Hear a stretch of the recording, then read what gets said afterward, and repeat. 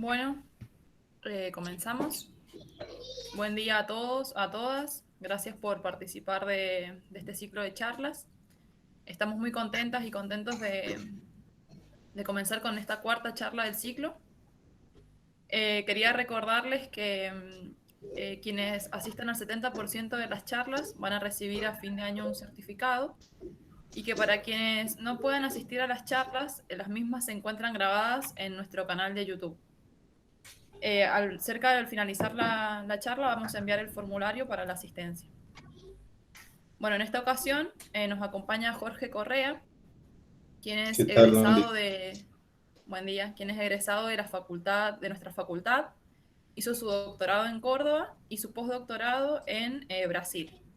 Y hoy nos acompaña con una charla que se llama La nube de Oort. Bueno, Jorge, cuando quieras, comenzar. Me dicen si se ve bien.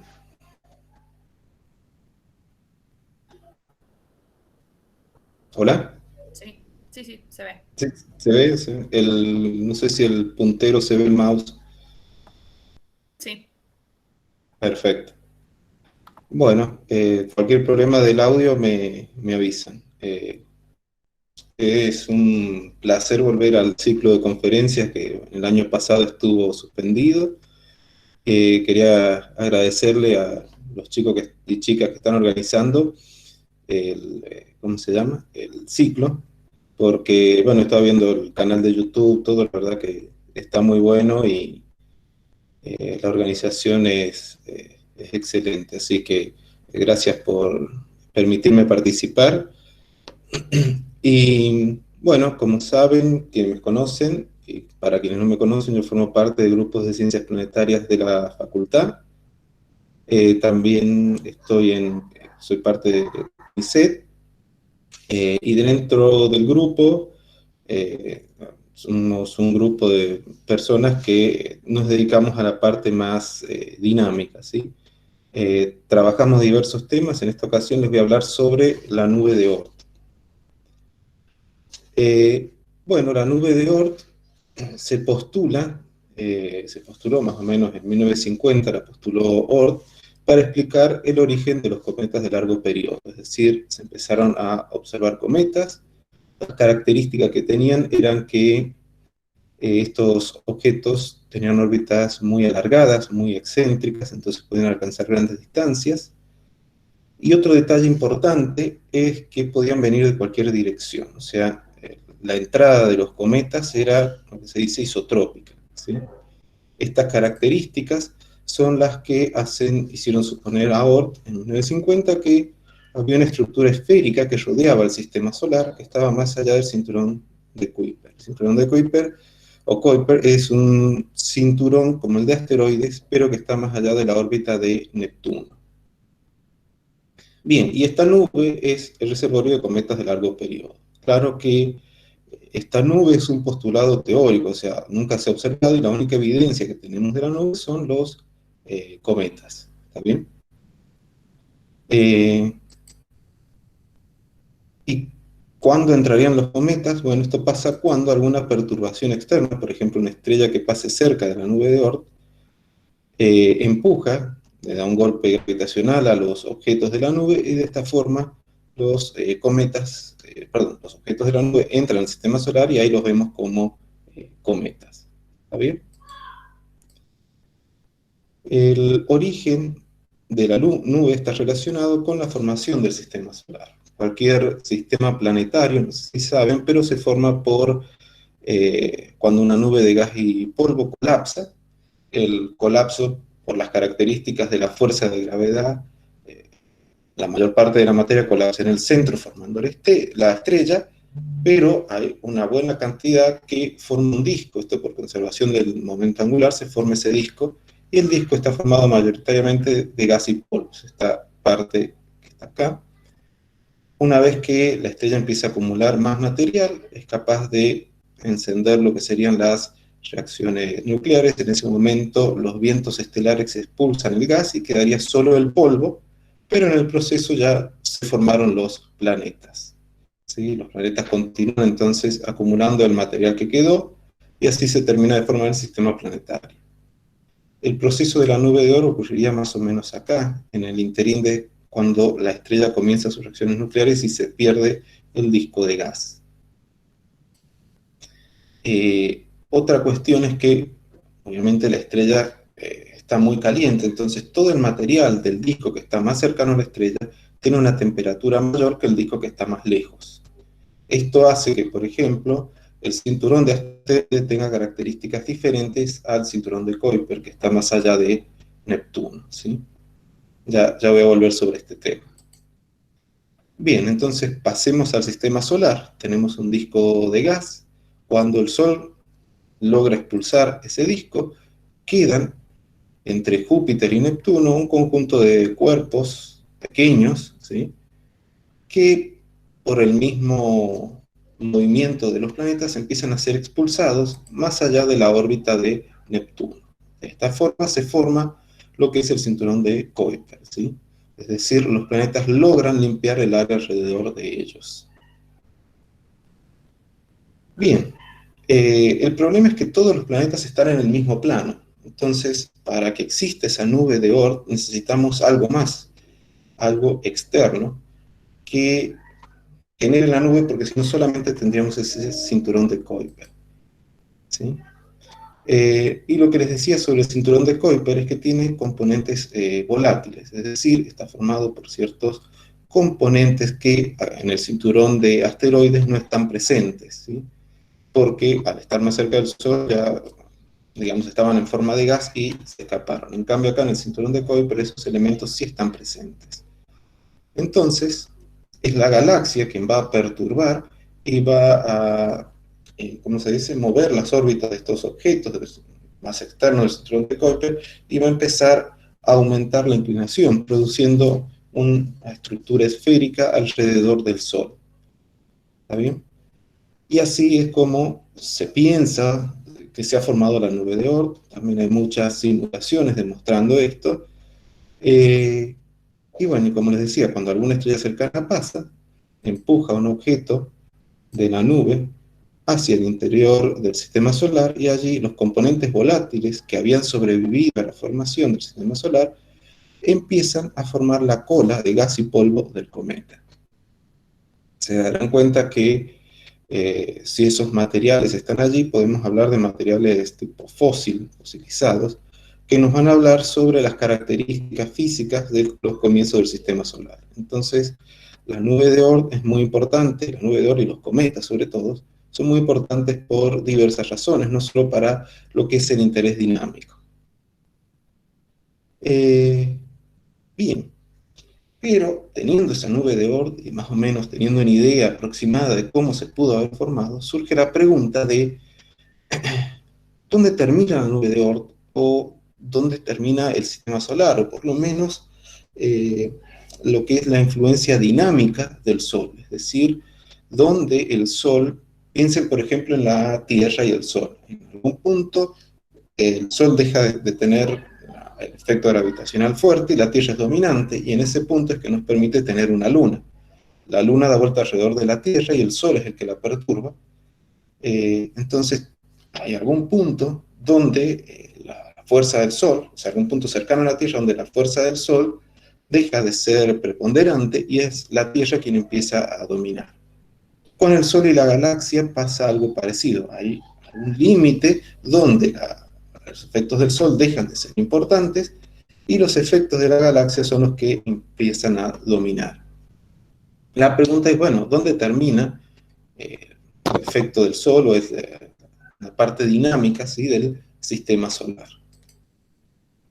Para estudiar el problema vamos a hacer algo que les mencioné, que son simulaciones numéricas, y lo que se simula es la evolución temporal del sistema. Esta imagen, quien ha venido a los ciclos antes ya la tiene que haber visto. La idea es lo mismo que hace un juego de video, ¿sí? Simula la realidad física, por ejemplo en los juegos de video, ya sea por el movimiento de una pelota, en un juego de fútbol, o el movimiento de una bala, se simula el efecto de la gravedad, el efecto del viento y muchos otros efectos. En el caso nuestro, son solo los planetas, así que son solo efectos gravitatorios los que vamos a incluir. De esa forma podemos ir y ver qué puede pasar en el futuro. Y bueno, y las simulaciones, como se han ido demostrando, sobre todo en el sistema solar y con naves espaciales, resultan ser muy buenas, se aproximan muy bien o predicen muy bien el movimiento que van a seguir los cuerpos. Pero en este caso tenemos que agregarle los efectos de la galaxia, ¿no? Porque vamos a tener este ente perturbador que no solamente tiene los efectos gravitacionales. Sin embargo, todos los efectos de la galaxia, como un conjunto entero, lo vamos a considerar en un potencial galáctico, ¿sí? O sea, vamos a tratar la galaxia como si fuera una sola masa extendida que afecta gravitacionalmente al Sol y los planetas y la nube de Oort. Y vamos a agregar además la perturbación de estrellas que pasan porque o sea, es considerar la galaxia como un todo y en las proximidades del Sol considerar entonces las estrellas individuales que conforman la galaxia y que por sus pasos cercanos van a afectar la nube de Oort. Para el potencial galáctico se puede hacer un modelo teórico bastante sencillo en donde principalmente considera el disco, o también se pueden tomar simulaciones numéricas, por ejemplo, simulaciones hidrodinámicas. Acá tienen simulaciones galácticas, y a partir de estas simulaciones estimar, ¿cierto?, cuánto vale el potencial en la proximidad del Sol. Sin embargo, el resultado no cambia mucho, y el modelo teórico es mucho más sencillo que el modelo obtenido con simulaciones. Por ejemplo, acá tenemos un modelo teórico donde tienen el hamiltoniano en coordenadas cartesianas, y lo transformamos mediante una transformación canónica a un hamiltoniano en variables de Delaunay. Estas variables de Delaunay son importantes porque tienen los elementos orbitales, o sea, las pueden relacionar con la forma de los objetos, en este caso de los objetos de la nube de Oort. Y entonces el hamiltoniano queda en esta forma, con la particularidad de que ustedes pueden dividir, como se ve acá, el hamiltoniano en dos partes. En una parte, que sería el problema de dos cuerpos, y otra parte que es una pequeña perturbación. Para quienes todavía no han hecho mecánica analítica, no han visto el hamiltoniano, piénsenlo en energía. Si miran acá en el primer hamiltoniano, van a ver que está la velocidad, y este es el potencial de atracción gravitatoria. Y esta otra parte son los efectos de la galaxia, la última parte, ¿sí? Bueno, cuando se transforma esto, va a quedar esta otra forma. Y también mediante otra transformación canónica podemos hacer un proceso de media, donde lo que hacemos es, fíjense, tenemos acá tres ángulos, la anomalía media, la longitud de nodo y el argumento de pericentro. Estos dos ángulos, la anomalía media y la longitud de nodo, son rápidos y se pueden eliminar, y así el hamiltoniano nos queda con un grado de libertad. No sé si lo han visto en cuestiones matemáticas, pero cuando algo se pone una función con punto y coma, quiere decir que está parametrizado. Por ejemplo, en una recta igual a mx más b, m y b serían los parámetros que definen la recta. Entonces podrían escribir la ecuación de una recta con m y b como parametrizando esa recta. Bueno, acá estas dos cantidades que se llaman acciones, me parametrizan el hamiltoniano, pero el hamiltoniano en sí, su definición es un grado de libertad, depende de dos variables. Eso es muy bueno porque es fácil de visualizar. Puedo ponerlo en un plano G versus argumento de pericentro. Esto es totalmente distinto a lo que pasa si consideran, por ejemplo, por poner un ejemplo, de un potencial derivado de simulaciones numéricas, ¿sí? Este de acá.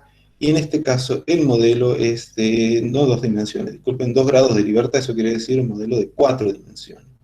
Y se darán cuenta que hacer una representación de 4 dimensiones es, bueno, sería algo bastante complejo, realmente. Entonces, por eso es, en este caso, preferible trabajar con este modelo. Y como les voy a mostrar enseguida, tiene el modelo de las simulaciones, tiene otra complicación adicional. Pero, pasando al otro efecto que molesta a la nube de Oort, que son los encuentros estelares, la única forma de simularlos acá es incluir ¿no es cierto?, dentro de nuestra simulación, una otra estrella que pasa y perturba la nube. Cuando pasa va a afectar las nubes. La estrella, aquí lo que hay que ver es ir a los catálogos estelares y ver las estrellas que están cercanas al Sol. En función de eso, armar una lista con dónde está la mayor probabilidad para que, de cuál dirección se acerque una estrella, estimar la velocidad en la cual va a pasar esa estrella y en función de eso hacemos la simulación. O sea que lo más importante acá es ir a ver los catálogos y después ya tenemos armado el programa que, indicándole la posición y velocidad de la estrella, arma como una especie de histograma y a partir de eso genera entonces los pasajes estelares. Pero un solo pasaje es muy rápido y afecta muy poco, ¿sí? Necesitamos muchos pasajes. Para que se den una idea, como si fuera una gota de agua. Una sola gota de agua no hace nada, pero si tuviéramos lluvia, o sea, mucha agua, muchas gotas de agua, entonces ya empieza a ser molesto. Y a los objetos de la nube de Oort le pasa lo mismo. Un solo pasaje estelar es incómodo, pero muchos pasajes estelares ya empiezan a realmente afectar la evolución dinámica de la nube de Oort. Por ejemplo, para el caso que analizamos nosotros cuando hicimos el estudio, el número que se estimaba era de unos 400.000 pasajes, más de 400.000 pasajes en la edad del sistema solar, que es de unos 5 gigaños. La tasa de encuentro en este caso es un pasaje cada 125.000 años, más o menos en promedio. En realidad, uno incluye los 40.000 pasajes al azar.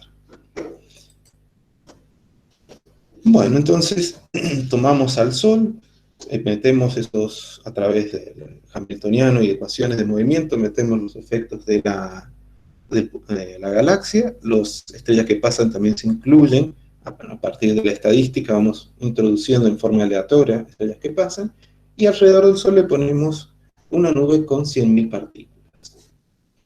Y realizamos 3 experimentos. ¿Por qué 3? Porque cambiamos sobre todo las secuencias de pasajes estelares, ¿sí? Para ver, deberían ser más en realidad, pero bueno, estamos limitados numéricamente. Sería bueno hacer, no sé, por lo menos 10 secuencias de encuentros estelares, cosa de variar velocidades, masas de las estrellas, posiciones de ingreso, etc.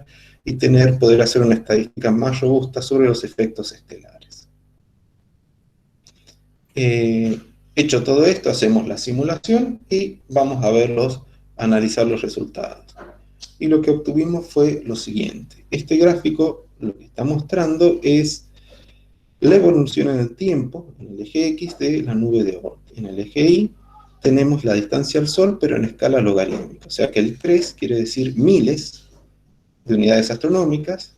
Una unidad astronómica, como saben, es la distancia Tierra-Sol, o sea que estas serían miles de unidades Tierra-Sol, y 5 es 100.000 veces la distancia Tierra-Sol. O sea que la nube empieza entre 1.000 y 100.000 unidades astronómicas. Lo que tenemos acá entonces es un diagrama de densidad. Pueden ver que la mayor concentración de la nube es cerca de los 10.000, que es donde está el 4. Y el límite teórico para lo que es la nube de Oort es esa línea negra que se ve ahí, ¿sí? Está más allá de 5. Y lo que pueden ver es que, bueno, con el paso del tiempo, la densidad de la nube empieza a descender porque obviamente empieza a perder partículas que escapan al medio interestelar.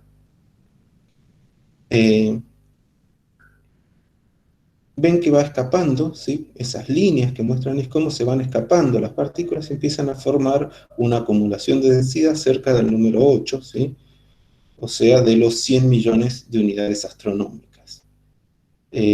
Esos escapes lo que indica que son los pasajes estelares los que le van arrancando objetos a la nube de Oort. Ahora bien, pasa algo curioso. Cuando se analiza cuando un objeto escapa de la nube, se suele tomar lo que es órbitas keplerianas o problema de dos cuerpos, o sea, el Sol y el objeto de la nube de Oort. Y se dice que va a escapar cuando la órbita se estira tanto que se transforma en una parábola, cuando la excentricidad es igual o mayor a 1. Bueno, Todo eso es cierto siempre y cuando no metamos la galaxia, pero estos objetos están tan lejos del Sol que la galaxia empieza a dominar y ya no podemos hacer la aproximación de la órbita kepleriana. Entonces, en ese caso, una forma de analizar es ir a ver, ¿no es cierto?, la fuerza del Sol sobre la partícula y cuál es la fuerza que ejerce la galaxia sobre la partícula, y ver cuál es más fuerte, si el Sol o la galaxia. Si domina la fuerza galáctica, el objeto, aunque su órbita kepleriana indique que está todavía dando vuelta alrededor del Sol, ese objeto en realidad ya no está atado gravitacionalmente al Sol, ya ha escapado del Sol. Hicimos eso, hicimos ese cálculo, y lo que nos encontramos fue un conjunto de partículas que permanecen debajo del límite punteado de estabilidad. Fíjense que ha cambiado la densidad ahora, no sé si se fijaron en los números, pero acá llega hasta 100.000 la densidad. En cambio, en este otro gráfico llega solo a 1000. O sea, son partículas que en realidad no están ligadas al Sol, pero están todavía, si uno le calcula su órbita kepleriana, nos indicarían que están todavía dando vuelta alrededor del Sol. A esta nube de Oort, o cascarón, más que nube de Oort, porque fíjense, está en las partes externas, nosotros le pusimos la nube de Oort inestable. Y en realidad encontramos que es una región dinámica, no es una nube permanente, porque cada pasaje estelar mueve las partículas de ahí hacia el espacio interestelar, pero al mismo tiempo toma objetos que están ligados al Sol, objetos de la nube, y los mueve a esta región. Entonces, aunque la está permanentemente vaciando a la nube, los pasajes estelares, al mismo tiempo le están metiendo material a una tasa que parece aproximadamente constante y que va decayendo un poco hacia el final de la simulación, más allá de los 3 gigaños. La estructura entonces sería más o menos así: alrededor de la nube de Oort, este cascarón que define la nube de Oort inestable, donde hay un conjunto de objetos que se sigue moviendo alrededor del Sol, pero que en realidad ya no está atado gravitacionalmente al Sol. Bueno, entonces podemos decir que en conclusión los pasajes estelares son quien va a definir el límite de la nube y cuál es la velocidad de vaciamiento. Y hemos descubierto la existencia de una nube de Oort inestable, que es una estructura, como les dije, dinámica. Sin embargo, si los pasajes estelares son quienes definen, los nuevos datos de Gaia, que se liberaron justo cuando estábamos publicando nuestro trabajo, pueden alterar todo eso, con lo cual sería muy interesante repetir el estudio, incluyendo estos nuevos datos de Gaia. ¿Qué va a modificar? Y van a modificar las posiciones de las estrellas cercanas y las velocidades de las estrellas cercanas. Esto entonces va a alterar la estadística de pasajes cercanos. Seguramente no altere la estructura de la nube de Oort inestable, va a seguir estando, pero sí va a afectar la tasa a la cual la nube de Oort pierde, ¿cómo se dice? Pierde partículas y las expulsa hacia el medio interestelar. Y acá surge una duda, o sea, porque hay otro trabajo también reciente de Feng y Jones, donde para sistemas estelares binarios encuentra que la tasa de ruptura, o sea, la galaxia en estos sistemas estelares rompe a partir de sus perturbaciones al sistema estelar. Y también encuentra que depende de la tasa de ruptura del pasaje de los pasajes estelares. ¿Esto por qué es así? Es decir, ¿por qué en la nube de Oort y por qué en estrellas binarias son los pasajes de estrellas los que deciden y no el potencial de la galaxia? Y la respuesta está en que la simulación que yo les mostré al principio es tramposa, porque una galaxia como la nuestra tiene cerca de 10 a la 2 estrellas. Actualmente eso es imposible, y más si le quieren incluir gas, materia oscura, otros objetos como cúmulos estelares, ¿sí? Entonces, en realidad, cada punto que ustedes están viendo en esa simulación representa un bloque con más de 1000 estrellas. O sea, cada punto más o menos tiene 1000 masas solares, ¿sí? Es el equivalente, si lo piensan, acá con este muñequito de Hulk, a tener Hulk hecho con ladrillitos. O sea, a nivel general, su cabeza va a identificar, su mente va a identificar que es Hulk, pero no tiene detalles finos, ¿sí? O sea, las simulaciones hidrodinámicas sirven para cuestiones galácticas de gran escala o cuestiones galácticas, pero a nivel local, a nivel estelar, no son muy buenas. Y por eso es que necesitamos conocer los pasajes estelares cercanos al Sol. Por esa razón les decía también, qué modelo usamos no importa mucho, o sea, y ante la posibilidad de usar un modelo más simple que da resultados similares, mejor quedarse con el modelo más sencillo. Pero bueno, si la parte de los pasajes estelares definen, entonces, como les dije, el relevamiento hecho por Gaia, que ha sido liberado hace poco los datos, va a cambiar todo. De hecho, ya han salido algunos trabajos donde hacen estudio y van mostrando cómo se modifican los resultados anteriores. Podría terminar acá, pero quería contarles que les he hecho una trampa, porque ustedes vinieron acá y les dije que yo era del grupo de ciencias planetarias, esperaban ver una charla planetaria, y si se dan cuenta, yo básicamente les he estado hablando de dinámica estelar. Y el punto es que cuando ustedes ven o vean mecánica celeste, van a tener herramientas que les va a servir para todo, incluso si quisieran hacer dinámica galaxia, dinámica galáctica, con la mecánica analítica y la mecánica celeste de la carrera, entonces van a poder trabajar en el área que quieran. Por supuesto, por cuestión de simplicidad, está más orientada a la parte planetaria, pero eh, les proveen herramientas que les sirven para lo que ustedes quieran hacer. Y para terminar, quería contarles otro tema que me parece es muy interesante, y que es ¿qué pasaría si el Sol tuviera una compañera estelar? Una compañera que no conocemos. Si la tuviera, ¿es posible comprobar la existencia de esa estrella? Creo que si buscan en internet, por ejemplo, tienen la hipótesis Némesis, y hay mil conjeturas al respecto. Pero no vamos a demostrar su existencia o no simplemente debatiendo o suponiendo.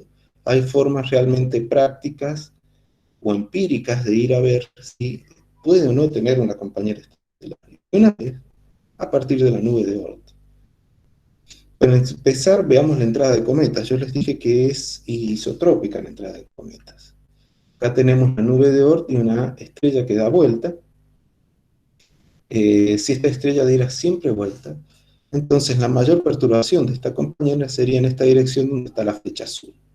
Entonces debería haber una dirección preferencial para la entrada de cometas, ¿sí? Y en principio eso no parece que sea así. Entonces a eso nos estaría indicando que difícilmente el Sol tenga una compañera estelar. Pero además, en nuestro grupo tenemos un trabajo de hace 3 años donde analizamos cuál sería el límite de la nube de Oort en un sistema estelar binario.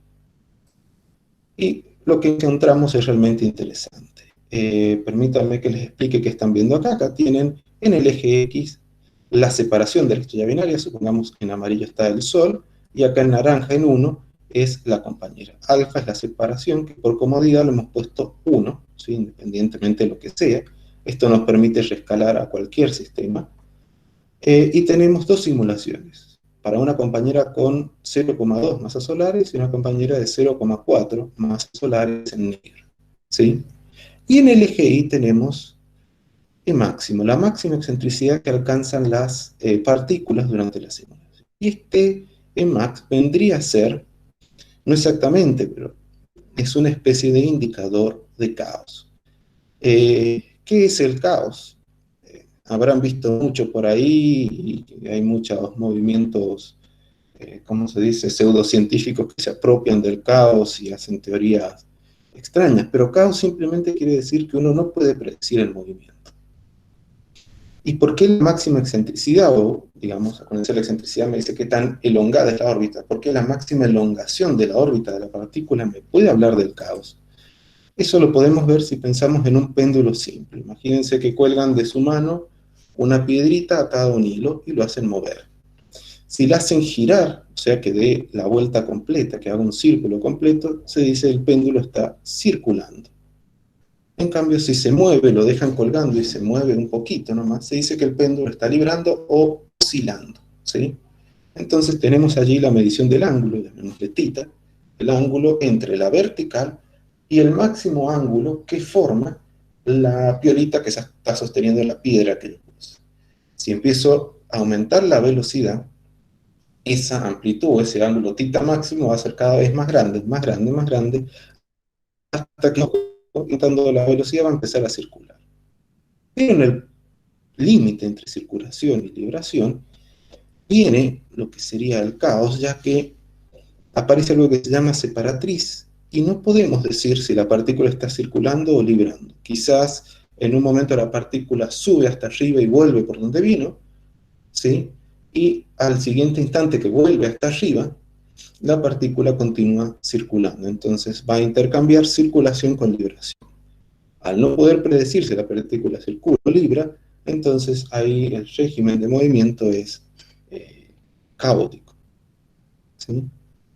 Entonces, así nosotros podemos medir a partir de la máxima elongación de la órbita cuando la órbita de la partícula se vuelve caótica o está muy afectada o perturbada por la estrella compañera. Y lo que encontramos es esa línea azul que ven acá, que está más o menos cerca de 0.1. Ahora bien, les dije que el alfa era la distancia entre el Sol y su compañera. Imaginemos que la compañera la ponemos en 10.000 unidades astronómicas. No podríamos ponerla más lejos porque ya el sistema se rompería por las perturbaciones galácticas. Entonces, si la ponemos a esa distancia, para cualquier sea la masa de la compañera, fíjense que no influye mucho la masa, el límite es más o menos el mismo. Nos dice que el límite de la nube de Oort es 1.000 astronómicas. El 1.000 unidades es el límite entre el cinturón de Kuiper y la nube de Oort. O sea que si le ponemos una compañera al Sol, fundamentalmente nos barre la nube de Oort y no deberíamos entonces observar cometas. Por esta razón, en principio, si vemos cometas, es decir que es una nube de Oort, y esto nos lleva a la conclusión de que por lo menos una compañera estelar no acompaña al Sol, ¿sí? Quizás puede ser algo más chico, habría que verlo, algo, una enana marrón o algo de tipo planetario, pero una compañera con masa estelar no afecta al Sol. Sin embargo, hemos visto acá que aún para masas pequeñas la perturbación parece ser importante, entonces podríamos decir que a partir de la existencia de los cometas es difícil que el Sol tenga una compañera estelar, y con eso, bueno, lo importante es que descartamos, ¿sí?, la pregunta sobre si el Sol tiene compañera de una manera más empírica o científica. Entonces, para ya terminar, y en función de lo que les he mostrado, contarle a quienes están en cuarto o quinto año, haya interesado el tema y tengan interés en hacer sus seminarios o trabajar, ¿qué se puede hacer? Por ejemplo, se puede ir a analizar los datos de Gaia y repetir simulaciones sobre el límite o la dinámica de la nube de Oort. También, en caso de que les interese en trabajar con sistemas estelares binarios o el sistema solar y la posibilidad de una compañera estelar, bueno, obviamente queda mucho para hacer, es muy poco lo que hemos hecho, y también los nuevos datos de Gaia abren una puerta a otra posibilidad de trabajo. Eso es lo que se me ocurre, por lo menos a mí. Si alguien está interesado en el tema y tiene otra idea y quiere proponer, también es bienvenido y se analiza. Y bueno, eso sería todo. Muchas gracias a todos los que participaron. Muchas gracias, Jorge. Muy claro, muy lindo el tema. Bueno, si alguien quiere Gracias. hacerle alguna pregunta. Si pregunten, no tengan miedo, que como decía Carl Sagan, no hay preguntas estúpidas. Todas las preguntas son importantes. Pueden escribirla o habilitar su micrófono. A ver, acá Sí, hay una. yo tengo una pregunta. Em, ¿A qué distancia tiene que pasar una estrella para que se considere un pasaje? Buena pregunta. Y por eso es bueno hacer esas secuencias de pasaje, ¿no? Eh, la cercanía más o menos se pone cerca de, si mal no recuerdo, no tengo el número exacto, pero creo que se hace un radio de 10 kiloparsec alrededor del Sol. No, kiloparsec no, de 10 parsec alrededor del Sol más o menos. Y a partir de ahí se toman las estrellas que están cerca y se van soltando, ¿sí? De todas maneras, demoraría mucho la simulación, así que cuando nosotros las ponemos, nunca las ponemos más allá de 2,5 parsecs. Desde ahí entran, ¿sí? Cosa de que estén tan lejos que no me perturben la nube y perturben cuando pasa. Pero para considerar que voy a usar para hacer mi estadística, se toma un radio bastante más grande. Claro, y otra cosa, a ver, ¿ustedes consideran cuando hacen un pasaje que la otra estrella también tiene una nube de Oort? ¿Y la No, colisión de esos cuerpos nunca no se llegó a ese estudio? nosotros no lo hemos hecho por cuestiones computacionales, sobre todo, es muy pesado. Pero sí hay un trabajo de 2019, no recuerdo el nombre del autor, muy interesante que hace eso que vos decís. Pone 2 estrellas con nubes de Oort y las hace pasar para ver si hay intercambio de material y todo. Colisiones no vas a tener porque pasa lo mismo que con las galaxias, está muy separado, o sea, pensá que son muy poquitos cuerpos en un volumen, pensá que la nube es un volumen enorme. No sé, una vez un profesor de dinámica galáctica de Córdoba, Mario Abadi, nos ponía el ejemplo, pero en comparación, no me acuerdo el tamaño al que reducía el Sol, pero poner el tamaño de una pelota de fútbol, y la estrella más cercana, si lo ponías al Sol en Córdoba, perdón, la más cercana te quedaba en Rosario. Entonces, agarrar una tercera pelota de fútbol, dar una patada y tratar de embocarle a cualquiera de las dos de una distancia semejante. O sea, son distancias, están separados tan grandes, son objetos tan chiquitos que no tenés colisión. ¿Tá? Entonces, eso descartarlo. Pero sí se están haciendo estudios, sobre todo por este objeto Oumuamua, ese que pasó, que es el objeto interestelar, despertó mucho el interés y el tema se ha puesto de nuevo de moda. Se están haciendo análisis de qué pasa cuando 2 estrellas con nube de Oort se acercan y cómo se puede haber intercambio. El estudio que hizo esta gente no mostraba que era probabilidad muy baja de que hubiera un intercambio de material. Sí, Jorge, excelente charla, muy interesante. Te quería preguntar, Gracias. si cuando una estrella perturbadora pasa cerca de estas partículas, la atracción gravitatoria tiende a sacar las partículas del sistema solar. ¿Cómo es que, cómo es que estas partículas se mueven hacia el Sol y no hacia la estrella perturbadora? El problema es que, a ver, para sacarlos, vos estás suponiendo que la estrella viene con los objetos pegados, y no, los objetos que están alrededor del Sol están alrededor del Sol. Entonces, la estrella que pasa es una perturbación a un objeto que tiene una órbita alrededor. ¿Tá? El objeto está gravitacionalmente a la otra estrella. La otra estrella le da, por decirlo así, una patada, digamos, al objeto. Porque pasa muy rápido. Entonces, la fuerza gravitacional es como si va pasando, no sé, como si vas en auto y le das un cachetazo a uno que viene, vas en auto a 120, sacas la mano y le das un cachetazo a uno que viene andando en bicicleta, o a alguien que va dando vuelta en una calecita, por decirte. Depende cómo pases y cómo pongas la mano, el cachetazo lo puede mandar para dentro de la calecita o lo puede sacar. ¿No? Pero la cuestión es que los objetos no están ligados a la otra estrella. Entonces la otra estrella hace las veces de perturbador. ¿Sí? No sé si se entendió luego. Sí, sí, perfecto, gracias. Bueno, acá preguntaba Tomás, si cinturón de asteroides y de Kuiper pueden afectar a la fotografía planetaria y espacio profundo. No, es otra vez lo que decía de las colisiones de la nube de Oort. Están muy separados los objetos, entonces no afectan a la fotografía, ¿no? Porque la densidad es muy baja en un volumen grande, o en el caso de un disco, en un área muy grande, entonces no te va a afectar. Ahora, sí ha pasado que quienes hacen galaxias están mirando una galaxia y se les cruza un objeto del cinturón de Kuiper o de la nube de Oort y les arruina la observación esa galaxia, ¿no? Porque les pasó por enfrente, fue un rápido, pero les arruinó la observación. Entonces se quejan. Pero a nosotros que hacemos la parte planetaria nos viene bárbaro, vamos, tomamos esa imagen y se empieza a partir de ese pasaje a ver si es un objeto conocido o si es algo nuevo que se lo puede dedicar.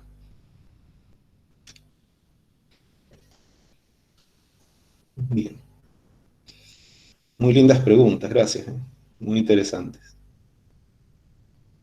No sé si tienen más ¿Alguna otra preguntas. pregunta?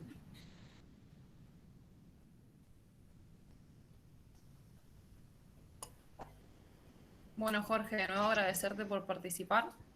Bueno, gracias a ustedes de nuevo. En serio, te felicito a vos y a todos. Está muy lindo todo lo que están haciendo. Muchas gracias. Bueno, les esperamos para el próximo viernes 21 de mayo con la próxima charla. Así que bueno, gracias a todos por participar, a todos y a todas. Antes de que cierren, tengo una pregunta más. Sí.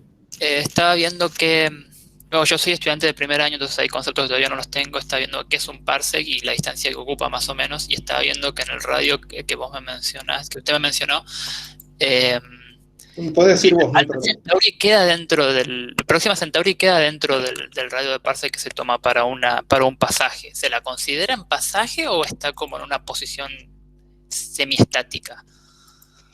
No, de nuevo, no usamos, a ver, las estrellas que están alrededor del Sol, no usamos esas estrellas y simulamos eso, porque es una cuestión estadística y queremos hacer una buena cobertura de todo. En realidad lo que hacemos es tomar las estrellas que están alrededor para hacer histogramas de posiciones, histogramas de velocidad.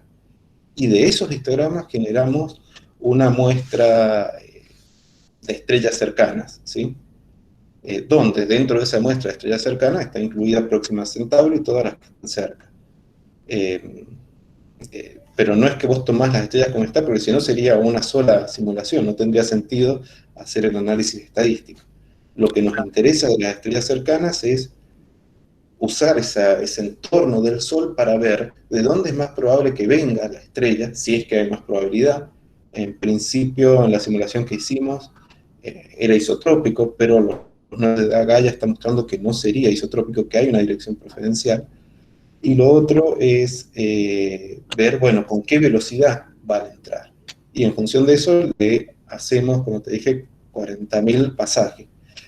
¿Por qué haces esto? Porque además, no puedo hablar mucho en la charla, por ahí se hace corto, pero también hay trabajos que suponen que el Sol no está fijo en su posición, sino que migra en la galaxia, o sea que puede irse hacia regiones más internas, donde la densidad estelar es mayor, o hacia regiones más externas. Entonces no podés usar la foto de hoy para simular simplemente porque no es estático, es algo que cambia. Entonces lo usás como una estadística, haces varias estadísticas a fin de tratar de reproducir la realidad, tratar de reproducir un pasado que uno no conoce realmente, ¿sí? Sí, se pone bastante complejo. Bueno, gracias. Sí.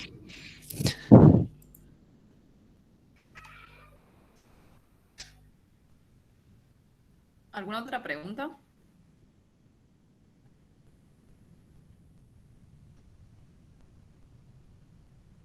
Bueno, entonces damos por finalizada esta cuarta charla. Muchas gracias, Jorge, por participar. Muy Dale. claro. Nos vemos. Saludos a todos y Muy todas. claro. Listo, muchas gracias. Chao.